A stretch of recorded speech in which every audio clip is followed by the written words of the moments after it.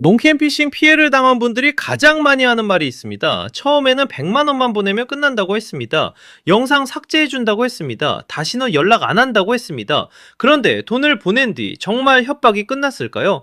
오늘 영상은 실제 상담에서 자주 나오는 피해 흐름을 바탕으로 피해자 사례를 재구성한 형식으로 준비했습니다.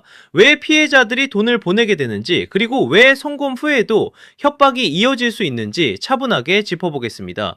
먼저 꼭 기억하셔야 할 점이 있습니다. 협박범이 돈을 요구한다고 해서 성급하게 송금부터 해서는 안 됩니다. 또 너무 놀라서 대화방을 삭제하거나 상대 계정을 바로 차단하거나 휴대폰을 초기화하는 것도 신중해야 합니다. 지금 가장 중요한 것은 남아있는 증거를 보존하고 현재 어떤 정보가 노출됐는지 정리하는 것입니다. 한 남성 피해자는 처음에 랜덤 채팅 앱에서 상대를 만났습니다. 처음에는 평범한 대화였습니다. 몇 마디를 주고받다가 상대는 카카오톡이나 텔레그램으로 이동하자고 했고, 피해자는 별다른 의심 없이 대화를 이어갔습니다. 이후 상대는 영상통화를 유도했습니다. 처음에는 장난처럼 시작된 대화였습니다. 하지만 어느 순간 분위기는 완전히 바뀌었습니다. 상대는 갑자기 녹화된 영상이 있다며 협박을 시작했습니다. 네 영상 다 저장했다. 연락처도 확보했다. 돈 안 보내면 가족, 친구, 회사 사람한테 보낸다.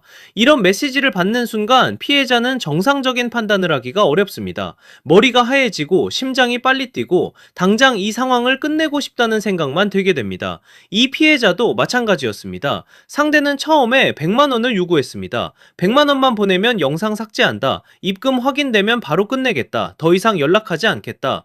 피해자는 그 말을 믿고 싶었습니다. 정확히 말하면 믿었다기보다 믿고 싶었던 것입니다. 지금 이 상황만 끝난다면 100만 원으로 끝낼 수 있다면 차라리 돈을 보내는 게 낫다고 생각한 겁니다. 그래서 피해자는 급하게 돈을 보냈습니다. 하지만 문제는 그 다음부터였습니다. 입금이 끝나자 협박범은 태도를 바꿨습니다. 삭제 작업에 추가 비용이 든다. 서버에서 완전히 지우려면 더 보내야 한다. 관리자 비용이 필요하다. 마지막으로 한 번만 더 보내면 끝난다.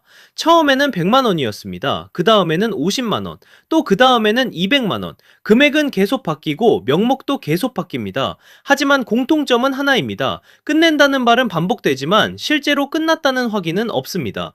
여기서 많은 피해자들이 자책합니다. 내가 왜 보냈을까? 처음부터 무시했어야 했나? 내가 너무 멍청했다. 하지만 그렇게 생각하지 않으셔도 됩니다. 이 상황의 책임은 피해자에게 있는 것이 아닙니다. 협박과 금전을 요구한 쪽이 문제입니다. 몽캠피싱은 사람의 수치심과 공포를 이용합니다.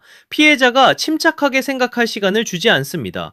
계속 시간을 재촉하고 가족과 지인을 언급하고 돈을 보내지 않으면 당장 유포할 것처럼 압박합니다. 이런 상황에서는 누구라도 흔들릴 수 있습니다. 문제는 송금이 협박을 끝내는 확실한 방법이 아니라는 점입니다. 오히려 협박범 입장에서는 돈을 보낸 피해자를 이렇게 판단할 수 있습니다.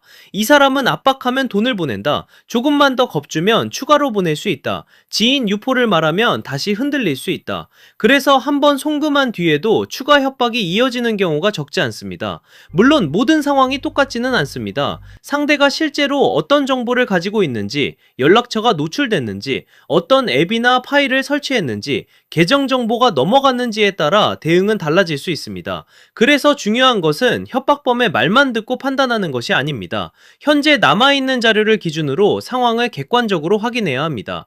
만약 지금 비슷한 상황이라면 먼저 해야 할 일은 송금이 아닙니다. 첫째, 협박 메시지를 캡처해두세요. 카카오톡, 텔레그램, 인스타그램, 라인, 문자 메시지 등 상대가 보낸 협박 문장은 지우지 않는 것이 좋습니다.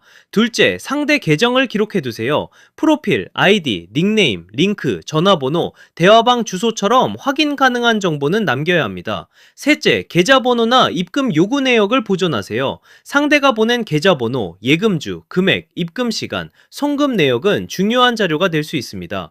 넷째, 설치한 파일이나 링크가 있다면 정리하세요. APK 파일, 지프 파일, 이상한 보안 앱, 주소록 확인 앱, 영상 삭제 앱처럼 보이는 파일을 설치했다면 그 시점과 파일명을 기록해두는 두는 것이 좋습니다. 다섯째, 통화 기록과 영상 통화 기록도 확인하세요. 언제 통화했는지, 어떤 앱을 사용했는지, 상대가 어떤 말로 유도했는지 정리하면 상황 파악에 도움이 됩니다.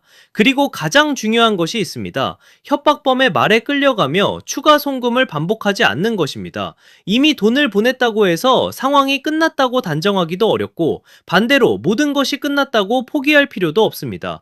현재 단계에서 할 수 있는 일은 남아있는 증거를 정리하고 휴대폰과 계정 상태를 확인하고 추가 피해 가능성을 줄이는 방향으로 대응하는 것입니다.